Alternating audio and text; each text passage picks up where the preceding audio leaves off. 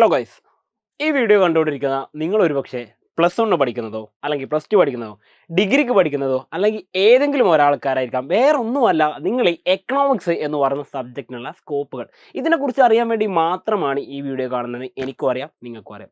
അപ്പോൾ ആദ്യമേ ഞാൻ പറയട്ടെ, ഈ ഒരു കാര്യം എന്ന് പറയുന്നത് ഒരു അധ്യാപകൻ എന്നതിനേക്കാൾ ഉപരി, ഒരു ടീച്ചർ എന്നതിനേക്കാൾ ഉപരി, ഞാൻ +1 കഴിഞ്ഞ് +2 കഴിഞ്ഞ് ഡിഗ്രി എക്കണോമിക്സ് പഠിക്കുന്ന സമയം തൊട്ടേ എന്നോട് ഒരുപാട് പേര് ചോദിക്കുന്നതിന് എന്താണ് എക്കണോമിക്സിൻ്റെ സ്കോപ്പ്, അല്ലെങ്കിൽ എക്കണോമിക്സ് ഒക്കെ പഠിച്ചിട്ട് എന്താ കാര്യം എന്ന് എന്നോട് ഒരുപാട് പേര് ചോദിക്കാറുണ്ട്. അപ്പോൾ നിങ്ങൾ മനസ്സിലാക്കേണ്ട കാര്യം, എഡ്യൂപോർട്ട് ചാനലിലേക്ക് ഏറ്റവും കൂടുതൽ തവണ വന്നിട്ടുള്ള കൊമേഴ്സ് ആൻഡ് ഹ്യൂമാനിറ്റീസ് ഡിപ്പാർട്ട്മെൻറ്റിൽ ഏറ്റവും കൂടുതൽ പേര് +2 കഴിയാൻ നേരത്തെ ചോദിച്ചാൽ, സാർ എക്കണോമിക്സ് എടുത്ത് പഠിക്കാൻ താല്പര്യമുണ്ട്, എക്കണോമിക്സ് എനിക്ക് ഒരുപാട് ഇഷ്ടപ്പെട്ട് തുടങ്ങിയിട്ടുണ്ട്, അപ്പോൾ ഇതെടുത്ത് പഠിച്ചു കഴിഞ്ഞാൽ എനിക്ക് എന്തൊക്കെ ഓപ്പർച്യൂണിറ്റീസ് അല്ലെങ്കിൽ കരിയറുകൾ എന്തൊക്കെയായിരിക്കും എന്നുള്ള കാര്യം അവർ ചോദിച്ചിട്ടുണ്ടായിരുന്നു ഒരുപാട് തവണ. അപ്പോൾ നിങ്ങൾ ഒരുപാട് തവണ റിക്വസ്റ്റ് ചെയ്തിരുന്ന വീഡിയോ ആണ് ഇന്നത്തെ വീഡിയോ ആയിട്ട് ഞാൻ വന്നിട്ടുള്ളത്. അപ്പോൾ once again welcome back to Eduport. ഇത്രയും കാര്യങ്ങൾ പറയുന്ന ഞാൻ ആരാന്നുള്ള ചോദ്യം ആദ്യമായിട്ട് നിങ്ങൾക്ക് ഉണ്ടാവും. ഞാൻ എന്നൊന്ന് പരിചയപ്പെടുത്താം. എൻ്റെ പേര് സൽസബിൻ എന്നാണ്. എക്കണോമിക്സിൻ്റെ ഫാക്കൽറ്റിയാണ്. എഡ്യൂപോർട്ടിൽ കഴിഞ്ഞ 5 വർഷമായിട്ട് ടീച്ചറായിട്ടുണ്ട്. അതായത് എഡ്യൂപോർട്ടിൽ കൊമേഴ്സ് ആൻഡ് ഹ്യൂമാനിറ്റീസ് സ്റ്റാർട്ട് ചെയ്യുന്ന സമയം തൊട്ട് എഡ്യൂപോർട്ടിൽ എക്കണോമിക്സിൻ്റെ ഫാക്കൽറ്റി ആയിട്ടുള്ള ആളാണ്. അതുമാത്രമല്ല, എക്കണോമിക്സിൽ ഡിഗ്രിയും PGയും കഴിഞ്ഞ് നെറ്റ് ക്വാളിഫൈഡ് ആയിട്ടുള്ള ഒരു അധ്യാപകൻ കൂടിയാണ് ഞാൻ എന്ന് പറയുന്നത്. ഇനി ഞാൻ പറയാൻ പോകുന്ന കാര്യങ്ങൾ അബ്സല്യൂട്ട്ലി നിങ്ങൾക്ക് വേണ്ടി മാത്രമുള്ളതാണ്. അപ്പോൾ ഈ വീഡിയോ കണ്ടുകൊണ്ടിരിക്കുന്ന നിങ്ങൾ ഏത് കാറ്റഗറിയിൽപ്പെട്ട ആളാണെങ്കിലും നിങ്ങൾക്ക് ഇത് അബ്സല്യൂട്ട്ലി യൂസ്ഫുൾ ആയിരിക്കും എന്നുള്ള കാര്യം ഞാൻ പറഞ്ഞുതരാം. അപ്പോൾ ആദ്യമേ നിങ്ങൾ ശ്രദ്ധിക്കേണ്ട കാര്യം, എഡ്യൂപോർട്ടിൽ എന്നതിനേക്കാൾ ഉപരി നിങ്ങൾ മനസ്സിലാക്കേണ്ടത്, എക്കണോമിക്സ് എടുത്ത് പഠിക്കാൻ പോകുന്ന ഒരു കുട്ടിക്ക് ആദ്യമായിട്ടുണ്ടാകുന്ന ഓപ്ഷൻസ് എന്ന് പറയുന്നത് +2 കഴിഞ്ഞു അയാൾ ആദ്യം പഠിക്കാൻ പോകുന്നത് ഒന്നുകിൽ BA എക്കണോമിക്സോ അല്ലെങ്കിൽ BSc എക്കണോമിക്സോ. അപ്പോൾ BSc എന്ന് പറഞ്ഞൊരു ഓപ്ഷൻ വേറെ ഒന്നുമല്ല, നിങ്ങൾക്ക് വേണമെങ്കിൽ എന്ത് ചെയ്യാം, സയൻസ് ബാക്ക്ഗ്രൗണ്ട് വെച്ചിട്ട് പഠിക്കാമെന്ന് പറയുന്നത് വേറെ ഒന്നുമല്ല. ജസ്റ്റ് നിങ്ങൾ മനസ്സിലാക്കേണ്ട കാര്യം, ഒരു മിനിറ്റ്, നമുക്ക് വേണ്ട കളർ സെലക്ട് ചെയ്തു. ഓക്കെ, അതായത് നമുക്ക് മനസ്സിലാക്കേണ്ട കാര്യം, ഈ പറഞ്ഞ BA എക്കണോമിക്സും BSc എക്കണോമിക്സും ഉണ്ട്. BSc എക്കണോമിക്സ് പൊതുവെ കുറവാണ്, മിക്കവാറും സ്ഥലങ്ങൾ ഉണ്ടാവുക ഈ പറയുന്ന BA എക്കണോമിക്സ് ആയിരിക്കും. ഇപ്പോൾ നിങ്ങൾക്കറിയാം, FIUGP സിസ്റ്റം എന്ന് പറയുമ്പോൾ 4 ഇയർ ഡിഗ്രിയാണ് നമുക്കുള്ളത്. ഇത് പ്രകാരം നമ്മൾ നോക്കുകയാണെങ്കിൽ 4 വർഷത്തേക്കാണ് നമ്മുടെ എക്കണോമിക്സിൻ്റെ ഡിഗ്രിയൊക്കെ ഇപ്പോൾ വരുന്നത്, അല്ലേ? ഈ പറയുന്ന 4 വർഷത്തേക്കുള്ള ഡിഗ്രിയിൽ നിങ്ങൾക്ക് മനസ്സിലാക്കേണ്ട കാര്യം, നമുക്ക് മൾട്ടിപ്പിൾ എക്സിറ്റ് ഉണ്ട്. 1-ാം വർഷം, 2-ാം വർഷം, 3-ാം വർഷം, 4-ാമത്തെ വർഷം കോഴ്സ് കംപ്ലീറ്റ് ചെയ്തിട്ട് നിങ്ങൾക്ക് എന്ത് ചെയ്യാം, മൾട്ടിപ്പിൾ എക്സിറ്റ് വഴി എപ്പോൾ വേണമെങ്കിലും കോഴ്സ് നിർത്താവുന്ന ഒരു അവസ്ഥയുണ്ട്. അപ്പോൾ അത് നല്ലൊരു ഓപ്ഷനാണ്. ആക്ച്വലി നിങ്ങൾക്ക് എന്താണ്, 3 വർഷത്തെ കോഴ്സ് കഴിഞ്ഞ് 4-ാമത്തെ വർഷം, ഇപ്പോൾ ഈ വീഡിയോ കണ്ടുകൊണ്ടിരിക്കുന്ന നിങ്ങൾ മനസ്സിലാക്കേണ്ട കാര്യം, ആദ്യത്തെ, അതായത് ഈ പറയുന്ന 4 വർഷത്തേക്കുള്ള FIUGP ബാച്ച് കണ്ടുകൊണ്ടിരിക്കുന്ന ആൾ അല്ലെങ്കിൽ അത് പഠിച്ചുകൊണ്ടിരിക്കുന്ന ആൾക്കാരായിരിക്കും നിങ്ങൾ 4-ാമത്തെ വർഷത്തിലേക്ക് നിങ്ങൾക്ക് പോകുന്നുണ്ടാകും. അവസാനത്തെ യൂണിവേഴ്സിറ്റി ബാച്ച് ഇപ്പോൾ കഴിഞ്ഞ വർഷം ഇറങ്ങിയിട്ടുണ്ടായിരുന്നു. അപ്പോൾ നിങ്ങൾ FIUGP പഠിക്കുന്ന സ്റ്റുഡൻസ് ആയിരിക്കും ഇനി മുഴുവൻ ഇത് കാണാൻ പോകുന്നത്. അപ്പോൾ നിങ്ങൾ മനസ്സിലാക്കേണ്ടത്, എക്കണോമിക്സിൽ നിങ്ങൾ BA കഴിഞ്ഞ് കഴിഞ്ഞാൽ, നിങ്ങൾക്ക് BA കഴിഞ്ഞാൽ നിങ്ങളുടെ കരിയർ ഓപ്ഷൻസ് സ്റ്റാർട്ട് ചെയ്യുന്നത് 2 രീതിയിലാണ്. അതെങ്ങനെയാണെന്ന് വെച്ച് കഴിഞ്ഞാൽ, ഒന്ന്, നിങ്ങൾക്ക് പ്രൈവറ്റ് സെക്ടറിലേക്ക് പോകാം, അല്ലെങ്കിൽ നിങ്ങൾക്ക് എന്ത് ചെയ്യാം, ഈ പറഞ്ഞ ഗവൺമെൻറ് സെക്ടറിലേക്ക് പോകാം. ഈ 2 ഓപ്ഷൻ ഉണ്ട്, ഒന്നുകിൽ പ്രൈവറ്റ് സെക്ടർ, ഇതുപോലെ ഗവൺമെൻറ് സെക്ടർ. അപ്പോൾ പലരും പറയാറുണ്ട്, സാറേ ഞാൻ ഇതിൽ ഏതാണ് ഓപ്റ്റ് ചെയ്യേണ്ടത്? ഞാൻ എൻ്റെ ഒരു ഒപ്പീനിയൻ പറയാം. സംഗതി ഇത്രേ ഉള്ളൂ. പ്രൈവറ്റ് സെക്ടർ എന്ന് പറഞ്ഞു കഴിഞ്ഞാൽ അവിടെ നിങ്ങൾക്ക് കഴിവുണ്ടെങ്കിൽ, നിങ്ങൾ നല്ലപോലെ ടാലൻറ്റഡ് ആണ്, നിങ്ങൾക്ക് നല്ല സ്കില്ലുണ്ടെങ്കിൽ, നിങ്ങളാണ് നിങ്ങളുടെ സാലറി തീരുമാനിക്കുന്നത്. അതായത് നിങ്ങൾക്ക് എത്ര രൂപ വേണം, നിങ്ങൾക്ക് എത്ര രൂപ മാസം സാലറി വേണം, നിങ്ങളുടെ കഴിവ് എത്രത്തോളം ഉണ്ട് അതിനനുസരിച്ച്, അതായത് കഴിവുള്ളവരെന്ത് ചെയ്യും, അവിടെ ഒരുപാട് ഉയർച്ചകൾ ഉണ്ടായിക്കൊണ്ടിരിക്കും. എന്ന് വെച്ചാൽ എന്താണ്, നിങ്ങൾ വർക്ക് ചെയ്യാൻ റെഡിയാണെങ്കിൽ, നിങ്ങൾ ഹാർഡ് വർക്ക് ചെയ്യാൻ റെഡിയാണെങ്കിൽ, നിങ്ങൾക്ക് ടാലൻറ്റും സ്കില്ലും നിങ്ങൾ യൂസ് ചെയ്യാൻ തയ്യാറാണെങ്കിൽ ഉറപ്പായിട്ട് നിങ്ങൾക്ക് എന്ത് ചെയ്യാം, പ്രൈവറ്റ് സെക്ടറിൽ നല്ലൊരു കരിയർ ബിൽഡ് ചെയ്യാൻ പറ്റും. കാരണം അവിടെ അതിനാണ് പേയ്മെൻറ്റ് കൊടുക്കുന്നത്, നിങ്ങളുടെ കഴിവിനാണ് പേയ്മെൻറ്റ്. എന്നാൽ ഗവൺമെൻറ് സെക്ടർ എടുക്കുകയാണെങ്കിൽ നിങ്ങൾക്ക് എന്ത് ചെയ്യാം, നേരെ അടുത്തൊരു ഓപ്ഷൻ എന്ന് പറഞ്ഞാൽ, ഗവൺമെൻറ് സെക്ടറിൽ നിങ്ങളുടെ കഴിവും സ്കില്ലും എത്രത്തോളം ഉണ്ടെങ്കിലും അവിടെ വേണ്ട ഒരു എത്ര നിലവാരമാണ് വേണ്ടത്, ആ ഒരു നിലവാരത്തിന് മുകളിലാണെങ്കിൽ പോലും നിങ്ങൾക്ക് എല്ലാവർക്കും കിട്ടുന്ന പോലുള്ള ഒരു സാലറി മാത്രമേ കിട്ടുള്ളൂ. അപ്പോൾ സാലറി വൈസ് നോക്കുകയാണെങ്കിൽ നല്ലൊരു പാക്കേജ് അവിടെ കിട്ടും. പ്രൈവറ്റ് സെക്ടറിലെ ജോബിൽ നല്ല പോലെ ഒരു ഓപ്പർച്യൂണിറ്റി കിട്ടും. എന്നാൽ ഗവൺമെൻറ് ഓപ്പർച്യൂണിറ്റി എന്തായിരിക്കും, അത് പതിയെ പതിയെ കൂടി വരുന്ന രീതിയായിരിക്കും ഉണ്ടാവുന്നത്. ഇനി രണ്ടാമത്തെ കാര്യം, ഈ പറയുന്ന ജോബ് സെക്യൂരിറ്റിയുടെ കാര്യം. അതായത് പ്രൈവറ്റ് സെക്ടറിൽ വർക്ക് ചെയ്യുന്ന സമയത്ത് നിങ്ങൾക്ക് എന്ത് ചെയ്യാം, നിങ്ങൾക്ക് സ്കില്ലും കഴിവും ഒക്കെ ഉണ്ടെങ്കിൽ മാത്രമേ എന്ത് ചെയ്യുള്ളൂ, അവിടെ സസ്റ്റെയിൻ ചെയ്ത് പോകാനും മുന്നോട്ട് പോകാനും സാധിക്കുള്ളൂ എന്നുള്ള കാര്യം സത്യമായിട്ടുള്ള കാര്യമാണ്. അതായത് നിങ്ങൾക്ക് സ്കില്ലുണ്ടോ, നിങ്ങൾ എപ്പോഴും മാർക്കറ്റിൽ തിളങ്ങിക്കൊണ്ടേയിരിക്കും. എന്നാൽ സ്കില്ല് കുറയുകയാണോ, നിങ്ങൾക്ക് എന്ത് ചെയ്യും, അതിനനുസരിച്ച് നിങ്ങളുടെ ഗ്രോത്തും താഴേക്ക് പോയിക്കൊണ്ടേയിരിക്കും. എന്നാൽ ഈ പറയുന്ന ഗവൺമെൻറ് സെക്ടറിൽ അങ്ങനെ ഒരു പ്രശ്നം വരുന്നില്ല. അതായത് നിങ്ങൾ ഒരു തവണ ഗവൺമെൻറ് എംപ്ലോയി ആയി കഴിഞ്ഞാൽ, നിങ്ങൾ എന്തെങ്കിലും മറ്റുള്ള നൂലാമാലകളിലൊന്നും പെട്ടിട്ടില്ലെങ്കിൽ എന്ത് ചെയ്യും, നിങ്ങൾക്ക് റിട്ടയർമെൻറ്റ് ലൈഫ് വരെ ഈ പറഞ്ഞ ഗവൺമെൻറ് എംപ്ലോയി ആയിട്ട് തുടരാൻ പറ്റും. ആ ഒരു ഓപ്ഷൻ ഉണ്ട്. അപ്പോൾ നിങ്ങൾ മനസ്സിലാക്കേണ്ടത്, സാലറി വൈസും കാണാൻ പറ്റും, അതുപോലെ നമ്മുടെ ജോബ് സെക്യൂരിറ്റിൻ്റെ കാര്യം നോക്കാം. നിങ്ങൾ ഇതിൽ ഏതാണോ പ്രിഫർ ചെയ്യുന്നത് വെച്ചാൽ, അതായത് ഒരു പക്ഷേ നിങ്ങൾക്ക് വേണമെങ്കിൽ ഇങ്ങനൊരു കാര്യം കൂടി ഓപ്റ്റ് ചെയ്യാം.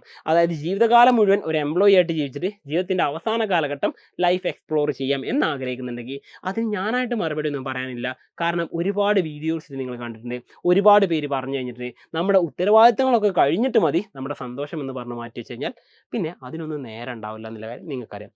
എന്നാൽ നേരെ മറിച്ച് കുറച്ച് കാലം അത്യാവശ്യം നന്നായിട്ട് പണിയെടുത്തിട്ട് അതിൽ നിന്ന് നിങ്ങളൊരു ഇൻവെസ്റ്റ്മെൻറ്റ് ഉണ്ടാക്കി വെച്ചിട്ട്, അല്ലെങ്കിൽ നിങ്ങൾ അതിൽ നിന്നും ഒരു വെൽത്ത് നിങ്ങൾക്ക് സ്വന്തമായിട്ടൊരു സമ്പാദ്യം ഉണ്ടാക്കി വെച്ചിട്ട് പിന്നെ നിങ്ങൾക്ക് എന്ത് ചെയ്യാം, മേ ബി റിട്ടയർമെൻറ്റ് ലൈഫ് നിങ്ങൾക്ക് ആഘോഷിക്കാം.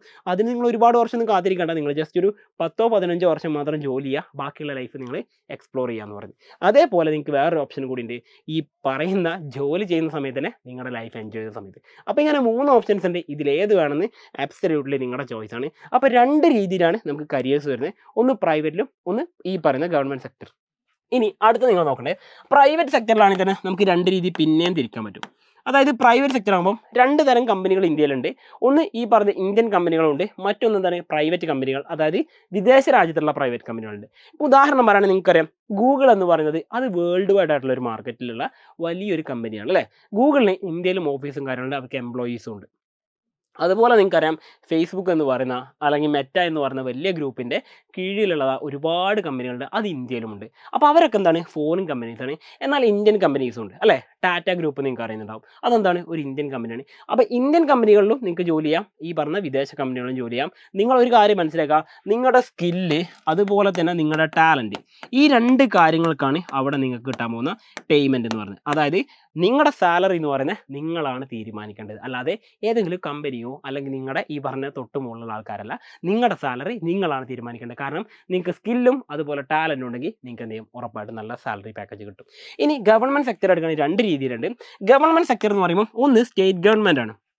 അതായത് നിങ്ങൾക്ക് എന്ത് ചെയ്യാം, ഇന്ത്യയിലെ ഏത് സംസ്ഥാനത്തിലേക്കുള്ള എക്സാമുകളുണ്ട്, അഥവാ നമ്മൾ PSC എക്സാമുകൾ എന്നാണ് പറയുക, പബ്ലിക് സർവീസ് കമ്മീഷൻ മുഖേനയാണ് നടക്കാറുള്ളത്. സ്റ്റേറ്റ് PSC വഴിയാണ് ഇതെല്ലാം നടക്കാറുള്ളത്. അപ്പോൾ സ്റ്റേറ്റ് PSCകൾ വഴിയും നിങ്ങൾക്ക് ഓപ്റ്റ് ചെയ്യാൻ പറ്റും. ഇനി അതല്ല എങ്കിൽ നിങ്ങൾക്ക് എന്ത് ചെയ്യാം, സെൻട്രൽ ഗവൺമെൻറ്റിലേക്കുള്ള ജോലികൾ നോക്കുകയാണെങ്കിൽ നിങ്ങൾക്ക് എന്ത് ചെയ്യാൻ പറ്റും, സെൻട്രൽ ഗവൺമെൻറ് ജോലികൾ എന്ന് പറയുമ്പോൾ SSC എന്ന് പറയും, സ്റ്റാഫ് സെലക്ഷൻ കമ്മീഷൻ്റെ വക.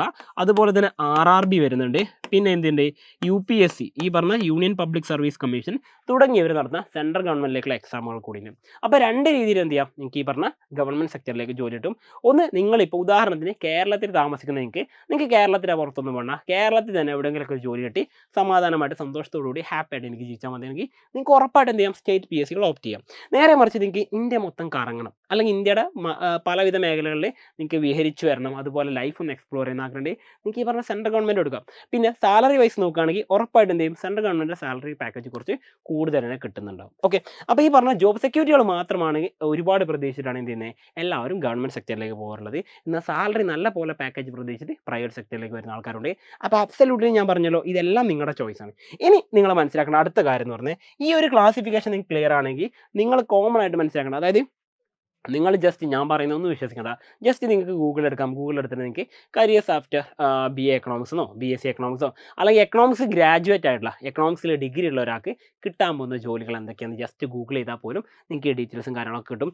പക്ഷേ അവിടെ നിങ്ങൾ മനസ്സിലാക്കണേ, എന്തൊക്കെയാണ് ഈ ജോലി എന്ന് ആദ്യം അറിയണം, വേണ്ടേ?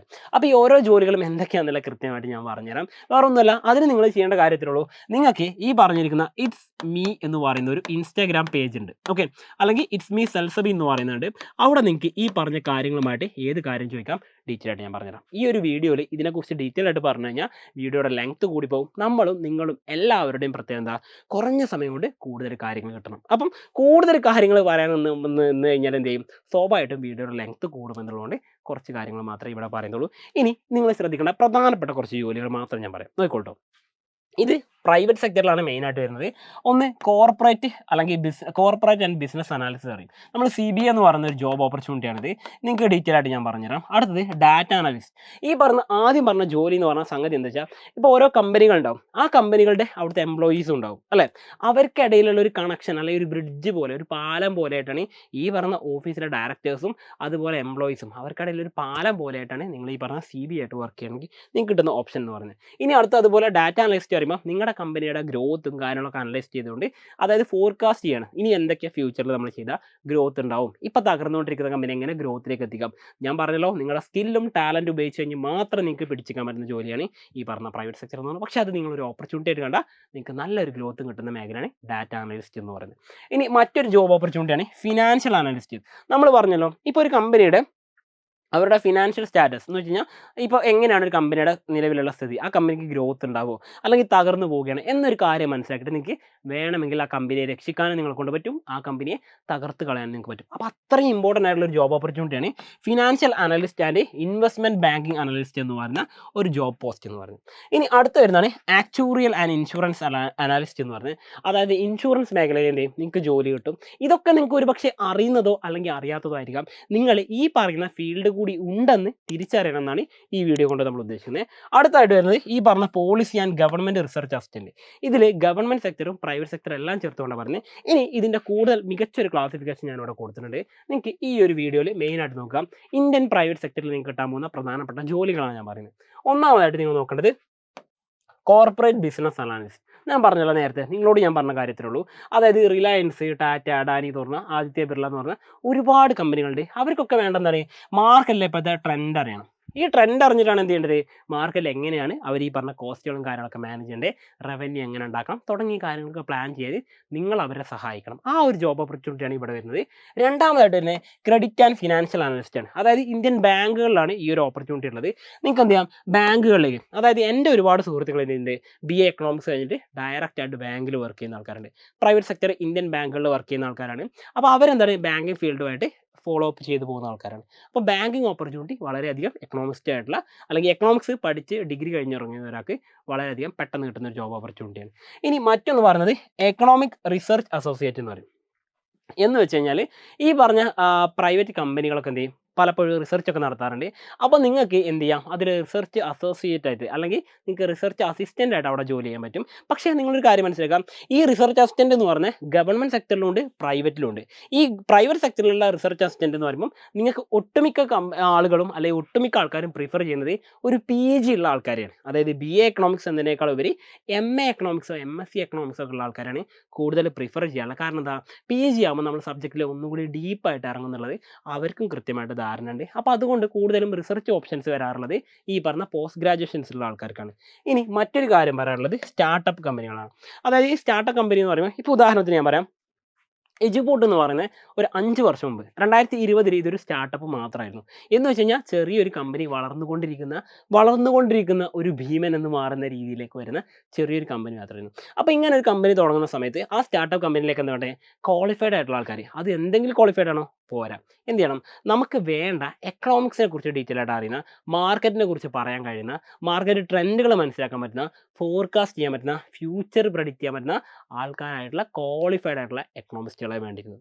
അപ്പോൾ അങ്ങനെയുള്ള ഒരു ഓപ്പർച്യൂണിറ്റി എന്ത് ചെയ്യും, എനിക്ക് പറഞ്ഞാൽ സ്റ്റാർട്ടപ്പ് കമ്പനികളോട് കിട്ടും. അപ്പോൾ പുതിയ പുതിയ കമ്പനികൾ ഓരോ ദിവസം ഇന്ത്യയിൽ തുടങ്ങിക്കൊണ്ടിരിക്കുകയാണ്. ഈ കമ്പനികളുടെ സക്സസ് ആരെ സംബന്ധിച്ചാണ് നിൽക്കുന്നത്, നിങ്ങളുടെ പെർഫോമൻസ് അനുസരിച്ചാണ് ഓരോ കമ്പനിയുടെയും സക്സസ്. ഒരു കമ്പനി സക്സസ് ആയി കഴിഞ്ഞാൽ അവിടെ പെർഫോമൻസ് വൈസ് നിങ്ങൾക്കും അവിടെ ഗ്രോത്ത് ഉണ്ടാവും. ഇതാണ് ഞാൻ പറഞ്ഞതിൻ്റെ ഏറ്റവും ചുരുങ്ങിയ രൂപം എന്ന് പറയുന്നത്. ഇനി മറ്റൊരു മേഖലയ്ക്ക് നമ്മൾ നോക്കുകയാണെങ്കിൽ നിങ്ങൾ ശ്രദ്ധിക്കേണ്ടത് ഈ പറഞ്ഞിരിക്കുന്ന ഫോറിൻ പ്രൈവറ്റ് കമ്പനികൾ. ഓക്കെ, നമ്മളതിനെ മൾട്ടിനാഷണൽ കമ്പനീസ് എന്ന് പറയാറുണ്ട്, MNCകൾ എന്നാണ് പറയാറുള്ളത്. ഈ MNCകൾ എന്ന് പറയുമ്പോൾ ഉദാഹരണം പറയുകയാണെങ്കിൽ പെപ്സി. ഓക്കെ, പെപ്സിക്കോ എന്ന് പറഞ്ഞ് നിങ്ങൾ കേട്ടിട്ടുണ്ടാവും. ഈ പറഞ്ഞ പെപ്സിക്കോ എന്ന് പറഞ്ഞാൽ ഒരു മൾട്ടിനാഷണൽ കമ്പനിയാണ്. അതുപോലെ നമ്മൾ നിത്യേന ഉപയോഗിക്കുന്ന അഡിഡാസ് എന്ന് പറയുന്ന ബ്രാൻഡ്, നൈക്കി എന്ന് പറയുന്ന ബ്രാൻഡ്, ഇതൊക്കെ എന്താണ്, ഓരോ മൾട്ടിനാഷണൽ കമ്പനികളാണ്. അത് മാത്രമല്ല, സിമ്പിൾ എക്സാമ്പിൾ പറയുകയാണെങ്കിൽ നിങ്ങളെല്ലാവരും കേട്ടില്ല ആപ്പിൾ എന്ന് പറയുന്ന കമ്പനി. അവരുടെ ഐഫോണിന് ഒരുപാട് ആൾക്കാർ ഫോളോവേഴ്സും ഒരുപാട് ഫാൻ ബേസ് ഒക്കെ ഉള്ളൊരു സംഭവമാണ്. ആക്ച്വലി എന്താണ് അതിൻ്റെ പിന്നിലുള്ള കാര്യം എനിക്കും അറിയില്ല, നിങ്ങൾക്കും മേ ബി അറിയുന്നുണ്ടാവില്ല. പക്ഷേ അതിൻ്റെ ഒരു പ്ലാന്റ് പോലും ഇന്ത്യയിലുണ്ട്. അതായത് മൾട്ടിനാഷണൽ കമ്പനികളായിട്ട് ഈ വർക്ക് ചെയ്യുന്ന ഈ കമ്പനികളിലൊക്കെ എന്തിന് ജോബ് ഓപ്പർച്യൂണിറ്റി ഒരുപാട് വരാറുണ്ട്. അപ്പോൾ മിക്കവാറും ഇവരൊക്കെ പ്രിഫർ ചെയ്യുന്നത് എന്താണ്, നിങ്ങൾ ക്വാളിഫൈഡ് ആണോ എന്ന് നോക്കും. എങ്ങനെ ക്വാളിഫൈഡ് ആയിട്ട്, നിങ്ങൾക്ക് BA എക്കണോമിക്സോ BSc എക്കണോമിക്സോ ഡിഗ്രി ഉണ്ടോ എന്ന് മാത്രമേ നോക്കാം. ഇവർ ക്യാമ്പസ് പ്ലേസ്മെൻറ്റ് നടത്തിയിട്ട്, നിങ്ങൾ പഠിച്ചുകൊണ്ടിരിക്കുന്ന കോളേജിൽ ക്യാമ്പസ് പ്ലേസ്മെൻറ്റുകൾ നടത്തിയിട്ട് അവിടെ എന്ത് ചെയ്യും, സ്വാഭാവികമായിട്ടും നിങ്ങൾക്ക് ക്വാളിറ്റി ഉണ്ടെങ്കിൽ നിങ്ങൾ ഉറപ്പായിട്ടും ഹയർ ചെയ്യും. ഇത് ഞാൻ ഒരു ഉദാഹരണം പറഞ്ഞുതരാം, വേറെ ഒന്നുമില്ല. അതായത് ഇന്ത്യയിൽ തന്നെ ഫേമസ് ആയിട്ടുള്ള SRCC എന്ന് പറയും, ശ്രീറാം കോളേജ് ഓഫ് കൊമേഴ്സ് എന്ന് പറഞ്ഞാൽ അവിടെ എക്കണോമിക്സ് പഠിച്ചിറങ്ങുന്ന ഒരു കുട്ടി. അത്യാവശ്യം ഫേമസ് ആയിട്ടുള്ള ഈ പറയുന്ന കോളേജിൽ നിന്ന് ഡൽഹിയിലുള്ളതാണ്. ഇവിടെ നിന്ന് എക്കണോമിക്സ് പഠിച്ചിറങ്ങുന്ന ഒരു കുട്ടിക്ക് ആവറേജ് ഒരു കമ്പനി ഓഫർ ചെയ്യുന്ന അല്ലെങ്കിൽ ഈ പറഞ്ഞിരിക്കുന്ന പാക്കേജ് എന്ന് പറഞ്ഞാൽ 8 lakh പെർ ആനാണ്. എന്ന് വെച്ച് കഴിഞ്ഞാൽ ശരാശരി അവിടുന്ന് ഈ പറഞ്ഞ 21 വയസ്സിൽ പഠിച്ചിറങ്ങുന്ന ഒരു BA economics and BSc economics graduate ആയിട്ടുള്ള ഓരോ കുട്ടികൾക്കും ഈ പറഞ്ഞ SRCC എന്ന് പറയുന്ന SRCC കോളേജിൽ നിന്ന് ആവറേജ് ആയിട്ട് കൊടുത്തിട്ടുള്ള പാക്കേജ് നിങ്ങൾക്ക് എപ്പോൾ വേണമെങ്കിൽ ചെക്ക് ചെയ്ത് നോക്കാം. ഞാൻ വെറുതെ പറഞ്ഞല്ല, അവിടുന്ന് കൊടുത്തിട്ടുള്ള പാക്കേജിന് ആനുവൽ സാലറി എന്ന് പറഞ്ഞാൽ 8 ലാക്ക് പെർ ആനാണ്. എന്ന് വെച്ച് കഴിഞ്ഞാൽ മാസം 50,000ൻ്റെ മുകളിൽ സാലറിയാണ്. അതായത് മാസം 60,000ൻ്റെ മുകളിൽ സാലറി 21ാമത്തെ വയസ്സ് മുതൽ വാങ്ങുന്ന ആൾക്കാരാണ്. നിങ്ങൾ ആലോചിച്ച് നോക്കാം, ഈ പറയുന്ന പ്രൈവറ്റ് കമ്പനികളിൽ നിങ്ങൾ മരണം വരെ പണിയെടുക്കണം എന്നല്ല പറഞ്ഞത്, നിങ്ങൾക്ക് ഉണ്ടാക്കാൻ പറ്റുന്ന നിങ്ങളുടെ സമ്പാദ്യം ഉണ്ടാക്കുക, എന്നിട്ട് നിങ്ങൾക്ക് റിട്ടയർമെൻറ്റ് ലൈഫ് ആണെങ്കിൽ അത് എൻജോയ് ചെയ്യാം. അല്ലെങ്കിൽ നിങ്ങൾ കമ്പനി ജോലി ചെയ്യുന്ന സമയത്ത് തന്നെ നിങ്ങൾക്ക് നിങ്ങളുടെ പേഴ്സണൽ ലൈഫും എൻജോയ് ചെയ്യാം. ഇനി മൂന്നാമത്തെ ഓപ്ഷൻ ആണെങ്കിൽ നിങ്ങൾക്ക് ഇതൊന്നും അല്ല വേണ്ടത്, അതായത് എനിക്ക് വേണ്ട ഗവൺമെൻറ് സെക്ടർ ആണെങ്കിൽ നിങ്ങൾക്ക് അങ്ങനെയും പോകാം. അതിനുമുള്ള ഒരുപാട് ഓപ്ഷൻസ് എക്കണോമിക്സ് പഠിച്ച ആൾക്കാർക്കുണ്ട്. അത് ഞാൻ ഡീറ്റെയിൽ ആയിട്ട് പറഞ്ഞത്. അപ്പോൾ പ്രൈവറ്റ് കമ്പനികളിൽ ഫോറിൻ കമ്പനികൾ നോക്കുകയാണെങ്കിൽ ഒന്നാമതായിട്ട് വരുന്നത് ക്വാണ്ടിറ്റേറ്റീവ് എക്കണോമിക്സ് എന്ന് പറയുന്നത്, അല്ലെങ്കിൽ നമുക്കതിനെ ഡാറ്റ സയൻറ്റിസ്റ്റ് എന്ന് പറയാം. നമ്മൾ നേരത്തെ പറഞ്ഞില്ലേ, കമ്പനിയുടെ ഗ്രോത്തും കാര്യങ്ങളൊക്കെ തീരുമാനിക്കുന്ന ആൾക്കാർ. സെയിം ജോബ് ഓപ്പർച്യൂണിറ്റി തന്നെയാണ് ഇവിടെ കിട്ടുന്നത്. നിങ്ങൾക്ക് എന്ത് ചെയ്യാം, കമ്പനിക്ക് ഇനി എന്തൊക്കെ ചെയ്താൽ മാർക്കറ്റിലേക്ക് വരാൻ പറ്റും. ഇപ്പോൾ ഉദാഹരണത്തിന് സിമ്പിളായിട്ട് പറയണമെങ്കിൽ നിങ്ങൾ ആലോചിച്ച് നോക്കുക, അതായത് ജിയോ എന്ന് പറയുന്ന കമ്പനി ഇന്ത്യയിൽ വന്ന സമയത്ത് ഈ പറയുന്ന കമ്പനി ആദ്യം ചെയ്ത കാര്യം എന്താ, എല്ലാവർക്കും ഡാറ്റ ഫ്രീ ആയിട്ട് കൊടുത്തു. ഇൻ്റർനെറ്റ് ഫ്രീ ആയിട്ട് കൊടുത്തു കഴിഞ്ഞപ്പോൾ എന്ത് ചെയ്തു, എല്ലാവരും ഇൻ്റർനെറ്റ് ഉപയോഗിക്കാൻ തുടങ്ങി.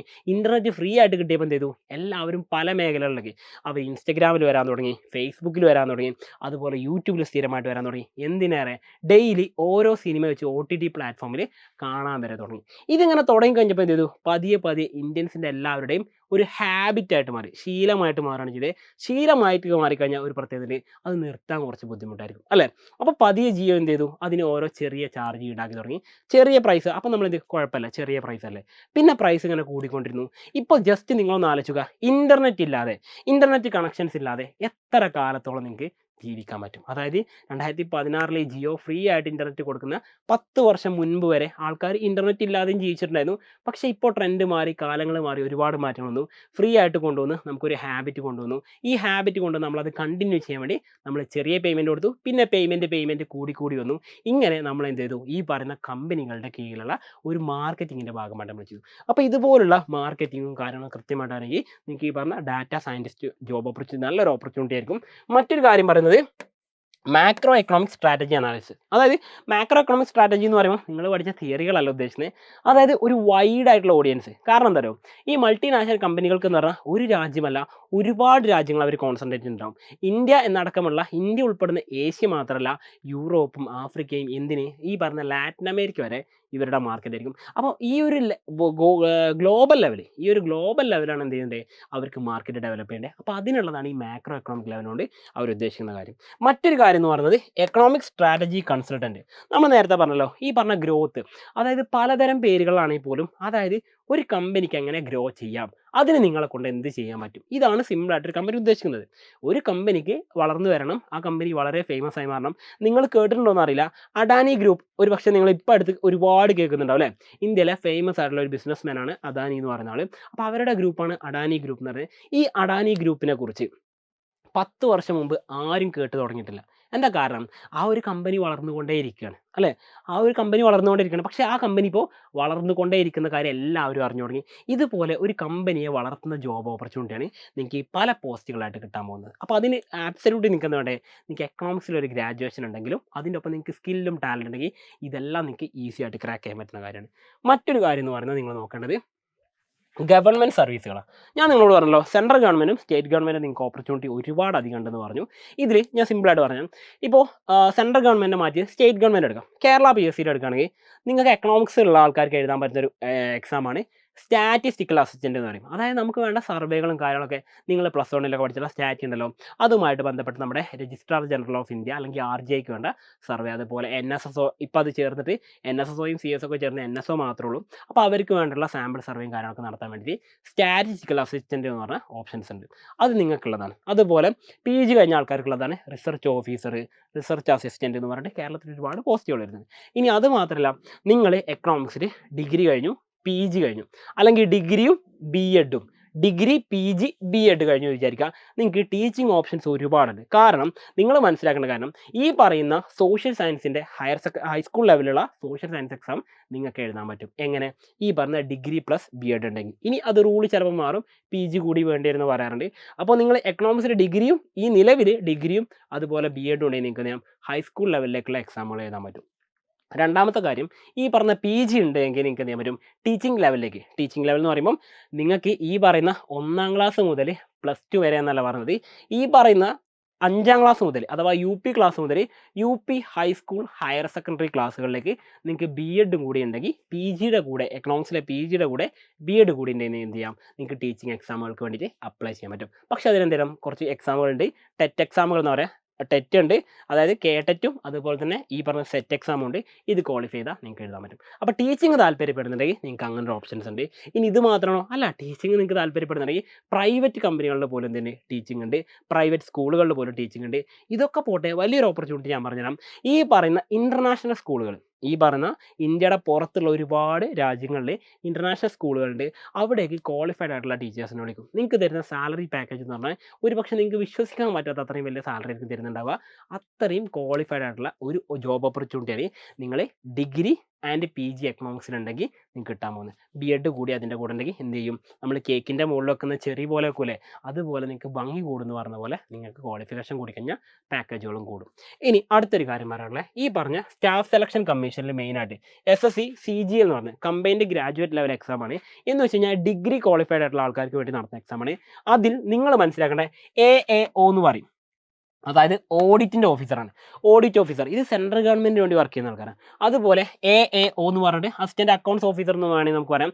ഇത് സെൻട്രൽ ഗവൺമെൻറ് ഓഡിറ്റ് അഥവാ ഡാറ്റയുമായിട്ട് ബന്ധപ്പെട്ട ഈ പറഞ്ഞ ബജറ്റും അതുമായിട്ട് ബന്ധപ്പെട്ട ഡാറ്റകളും കാര്യങ്ങളും എക്സ്പെൻസും റവന്യൂ ഇതൊക്കെ കണക്ക് കൂട്ടിയിട്ട് അതിൻ്റെ ഓഫീസറാണ്. പബ്ലിക് നല്ല റാങ്കുള്ള നല്ല ഗ്ലാമറസ് ആയിട്ടുള്ള പോസ്റ്റാണ്. പക്ഷേ ഓൾ ഇന്ത്യ സർവീസുകളുടെ ലെവലിൽ വരുന്നതുകൊണ്ട് തന്നെ എന്ത് ചെയ്യും, ഇന്ത്യയിൽ എവിടെയും പോസ്റ്റിങ്ങും കാര്യങ്ങളും വരാം. മിക്കവാറും ഡൽഹി കേന്ദ്രീകരിച്ചായിരിക്കും നിങ്ങൾക്ക് മിക്കവാറും പോസ്റ്റിങ്ങും കാര്യങ്ങളൊക്കെ ഉണ്ടാവാറുള്ളത്. ഇത് SSC CGL വഴി നിങ്ങൾക്ക് കിട്ടുന്ന കാര്യമാണ്. ഇനി മറ്റൊരു കാര്യം കൂടി പറയാനുള്ളത്, UPSC വഴി നിങ്ങൾ കേട്ടിട്ടുണ്ടോയെന്ന് അറിയില്ല, ഇന്ത്യൻ എക്കണോമിക് സർവീസ് അഥവാ IAS നിങ്ങൾ കേട്ടിട്ടുണ്ടാവും, IPS കേട്ടിട്ടുണ്ടാവും, IFS കേട്ടിട്ടുണ്ടാവും. അതുപോലെ ഇന്ത്യൻ എക്കണോമിക് സർവീസ് ഈ എക്സാം എഴുതാൻ പറ്റുന്ന ആൾക്കാർ ആര് മാത്രമേ അറിയാവൂ? എക്കണോമിക്സിൽ PG ഉള്ളവർക്ക് മാത്രമേ എഴുതാൻ പറ്റുള്ളൂ. അപ്പോൾ എക്കണോമിക്സിൽ PG ഉണ്ടെങ്കിൽ നിങ്ങൾക്ക് എന്ത് ചെയ്യാം, IES ഇന്ത്യൻ എക്കണോമിക് സർവീസ് പോസ്റ്റുകൾ കുറവാണ്, പക്ഷേ നിങ്ങൾ ക്വാളിഫൈഡ് ആണെങ്കിൽ നിങ്ങൾക്ക് അതുപോലും ക്രാക്ക് ചെയ്യാൻ പറ്റുന്ന കാര്യമുള്ളൂ. ഇനി അത് മാത്രമാണോ? അല്ല, ടീച്ചിങ്ങിലാണെങ്കിൽ തന്നെ നിങ്ങൾക്ക് എന്ത് ചെയ്യാം, ഈ പറഞ്ഞ PG എക്കണോമിക്സിൻ്റെ കൂടെ നെറ്റ് ക്വാളിഫൈ ചെയ്ത് കഴിഞ്ഞാൽ അതിൻ്റെ കൂടെ നിങ്ങൾ എന്തെങ്കിലും ഒരു പേപ്പർ പ്രസൻറ്റേഷനും കാര്യങ്ങളൊക്കെ ഉണ്ടെങ്കിൽ നിങ്ങൾക്ക് എന്ത് ചെയ്യാം, ഈ പറഞ്ഞ കോളേജുകളിൽ പോലും ടീച്ചറായിട്ട് വർക്ക് ചെയ്യാനുള്ള ഓപ്ഷൻ ഉണ്ട്. ഓക്കെ, നമ്മൾ അതിന് അസിസ്റ്റൻറ്റ് പ്രൊഫസേഴ്സ് എന്നാണ് പറയുക, അങ്ങനത്തെ ഓപ്ഷൻ ഉണ്ട്. പിന്നെ നിങ്ങൾക്ക് ഈ പറഞ്ഞ PhDയും കാര്യങ്ങളൊക്കെ. അപ്പോൾ നിങ്ങളുടെ അടുത്ത് ചോദിക്കും, സാർ ഒരുപാട് പേര് ഇപ്പോൾ നിലവിൽ ക്വാളിഫൈഡ് ആയിട്ടുള്ള ആൾക്കാരുണ്ട്. ഞാൻ പറഞ്ഞല്ലോ, നിങ്ങൾ തുടക്കത്തിൽ ശ്രദ്ധിച്ചിട്ടുണ്ടോ എന്നറിയില്ല, ടാലൻറ്റും സ്കില്ലും ഉണ്ടെങ്കിൽ ഉറപ്പായിട്ട് നിങ്ങൾക്ക് എന്ത് ചെയ്യും, നല്ല ജോബ് ഓപ്പർച്യൂണിറ്റി തന്നെ ഇവിടെയും കിട്ടും. നമ്മൾ ശരാശരി ഒരു സ്റ്റുഡൻ്റ് ആണെങ്കിൽ എന്ത് ചെയ്യും, നമുക്ക് ബാക്കിയുള്ള ജോലി നോക്കാം. നമ്മൾ ബ്രില്യൻ്റ് ആണെങ്കിൽ ഏറ്റവും മികച്ച തന്നെ നമുക്ക് കിട്ടുകയും ചെയ്യും. ഇനി മറ്റൊരു കാര്യം പറയാനുള്ളത് ബാങ്കിങ് എക്സാംസ് ആണ്. SBI ഈ പറഞ്ഞ സ്റ്റേറ്റ് ബാങ്ക് ഓഫ് ഇന്ത്യ നിങ്ങൾക്കറിയാം, ഇന്ത്യയിലെ ഏറ്റവും വലിയ ബാങ്കാണ്.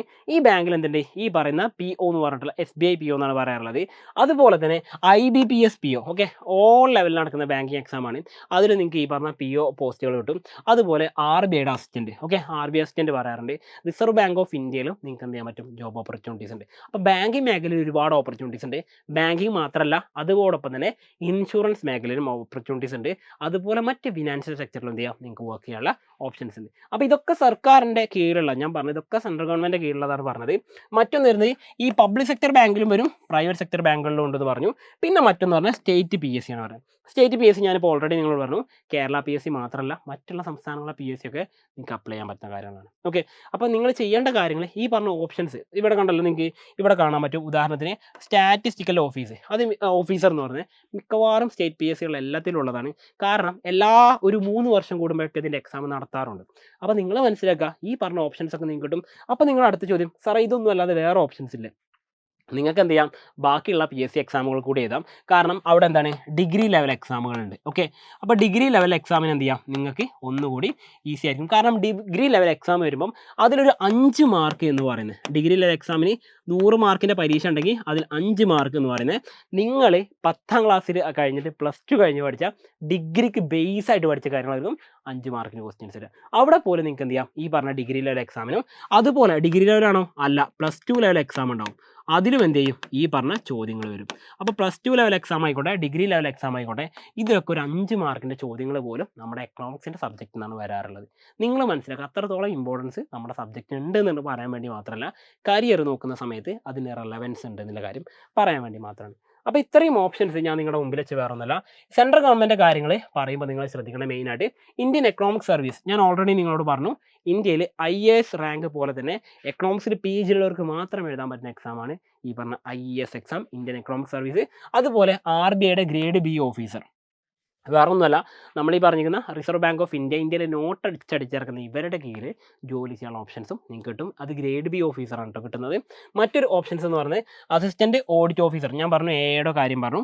അതുപോലെ തന്നെ റിസർച്ച് ഓഫീസറും ഡയറക്ടറും. ഈ പറഞ്ഞ റിസർച്ച് ഓഫീസർ ഞാൻ പറഞ്ഞു റിസർച്ച് പ്രോഗ്രാമുകൾ നടത്തുന്നുണ്ടാവും. അതിൽ നിങ്ങൾക്ക് റിസർച്ച് അസിസ്റ്റൻ്റ് ആയിട്ട് വർക്ക് ചെയ്യാം. അതിൻ്റെ മുകളിലുള്ള റാങ്കാണ് റിസർച്ച് ഓഫീസർ എന്ന് പറഞ്ഞത്.